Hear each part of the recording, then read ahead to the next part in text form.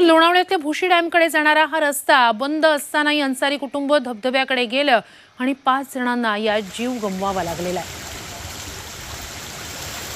तर लोणावळ्याच्या बॅक वॉटरफॉलचा हा रस्ता आहे। खरं तर भुशी डॅमकडे जाणारा रस्ता वेगळा आहे, त्याच्या विरुद्ध दिशेला असणारा हा रस्ता जिथे कुणालाही प्रवेश नव्हता। बॅक वॉटरफॉलकडे जाणारा हा रस्ता होता जिथे प्रवेश नाहीये, मात्र तरीही हा रस्ता बंद असताना सुद्धा हे कुटुंब तिकडे गेलं होतं। तर याचाच आढावा घेतलाय आमच्या प्रतिनिधी चैत्राली राजापूरकर यांनी।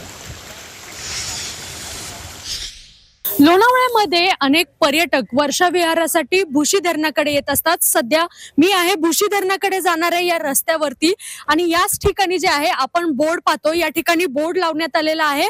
भुशी धरणाकडे जाणारा एक रस्ता आहे आणि एक रस्ता जो आहे तो त्याच धबधब्यावरती जातो ज्या ठिकाणी एकाच कुटुंबातले 5 जण वाहून गेले। या ठिकाणी डेंजर नो एंट्री असा बोर्ड असताना देखील हे पर्यटक जे आहेत ते नको ते धाडस करताना आपल्याला पाहायला मिळतात। या ठिकाणी जाण्यासाठी बंदी असलेल्याचा बोर्ड असताना देखील पर्यटक जे आहेत ते या रस्त्याने जातात। या ठिकाणी जिल्हाधिकारी आणि तहसीलदार यांनी देखील भेट दिलेली आहे आणि आपण पाहतोय की गरज नसताना या ठिकाणी डेंजर आणि नो एंट्रीचा बोर्ड असताना देखील यांनी हे धाडस केलं आणि या कुटुंबाला आपला जीव गमवावा लागला। चैत्राली राजापूरकर, झी मीडिया, लोणावळा। तर भुशी डॅमवरील याच दुर्घटनेनं काही सवाल उपस्थित झालेले आहेत, पाहूया।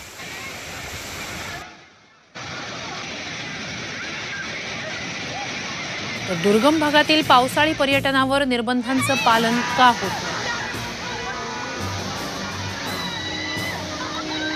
धोकादायक ठिकाणी प्रवेश निषिद्ध का नाही?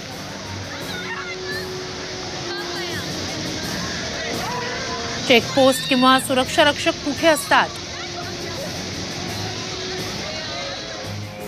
अतिउत्साही पर्यटकांना आवर घालण्याची यंत्रणा कुठे आहे? धोकादायक स्थळांसंबंधीचा सूचना फलक स्पष्टपणे दिसेल असा का नाही? दुर्घटना घडल्यास बचाव यंत्रणा तैनात का नाही?